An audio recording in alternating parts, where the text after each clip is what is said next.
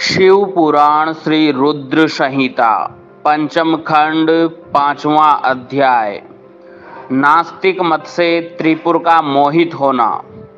नारद जी ने पूछा, हे ब्रह्मदेव, उन तीनों महाबलशाली दैत्य राजों के उन मायावी और पाखंडी अरीह और उनके शिष्यों द्वारा शिक्षा ग्रहण होने पर वहां क्या हुआ?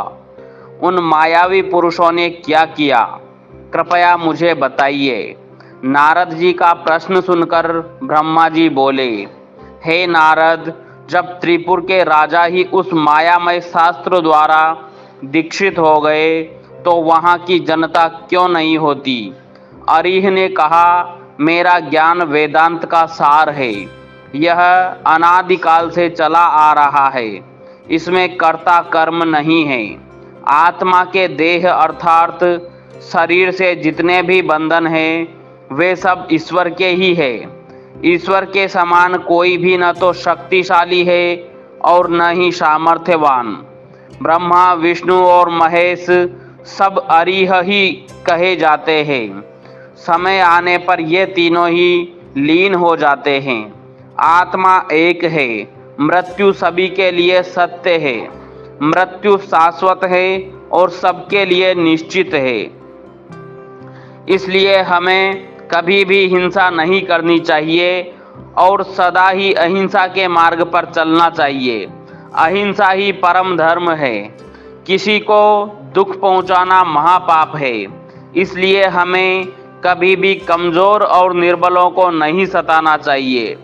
दूसरों को क्षमा करना ही सबसे बड़ा गुण है। इसलिए सदा अहिंसा का मार्ग अपनाना चाहिए। हिंसा और लड़ाई झगड़े का मार्ग हमें नरक की ओर ले जाता है। इसलिए किसी को डराओ धमकाओ मत। सदैव विनम्रता का आचरण करो। भूखों को भोजन दो, रोगियों को औषधि और छात्रों को विद्या का दान करो।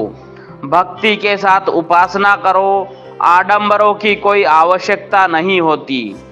मन को शुद्ध रखो और 12 स्थानों की पूजा करो, जिनमें 5 कर्मेंद्रियां, 5 ज्ञानेंद्रियां तथा मन व बुद्धि सम्मिलित है।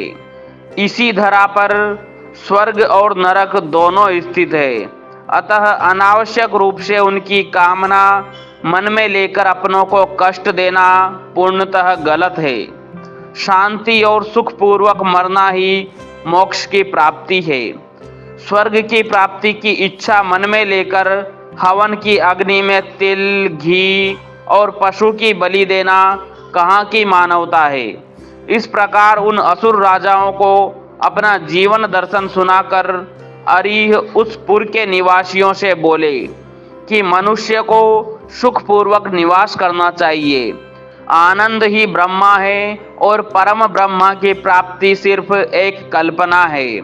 तभी कहता हूँ कि जब तक आपका शरीर स्वस्थ और समर्थ है, अपने सुख का मार्ग ढूंढकर उसका अनुसरण करो, अन्यथा शीघ्र ही तुम पर बुढ़ापा आ जाएगा और तुम्हारा शरीर नष्ट हो जाएगा। इसलिए ज्ञानियों को स्वयं अपने सुख की खोज करनी चाहिए। मेरी इस बात का समर्थन वेद भी करते हैं। मनुष्य को जाति पाति के बंधनों में फंसकर कभी किसी को कम नहीं समझना चाहिए। सृष्टि के आरंभ में ब्रह्मा जी की उत्पत्ति हुई।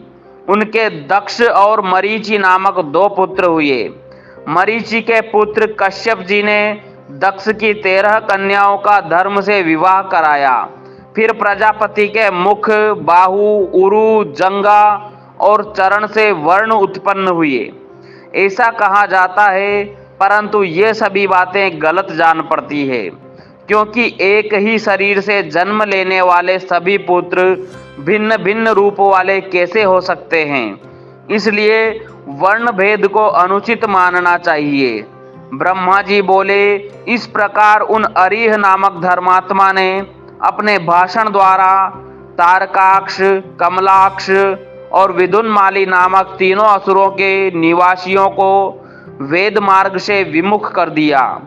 साथ ही उन्होंने पतिव्रता स्त्रियों के पतिव्रता धर्म और पुरुषों के जितेंद्रिय धर्म को अस्वीकार कर दिया। उन्होंने धर्म, यज्ञ, तीर्थ, श्रद्धा और धर्मशास्त्रों का भी खंडन किया। विशेष रूप से उन्होंने भगवान शिव की पूजा न करने के लिए सभी को प्रोत्साहित किया और सब देवताओं के पूजन और आराधना को व्यर्थ बताया। इस प्रकार उन अरीह ने पुर के वासियों को अपने झूठे धर्म और पाखंड से मोहित कर दिया। इस प्रकार वहां अधर्म फैल गया। तत्पश्चात भगवान श्री हरि विष्णु की माया से देवी लक्ष्मी भी उन त्रिपुरों में अपना अनादर देख उस स्थान को त्याग कर चली गई। यह अध्याय यहीं समाप्त होता है। अगला अध्याय सुनने के लिए हमारे चैनल को सब्सक्राइब करना ना भूलें। धन्यवाद। ओम नमः शिवाय।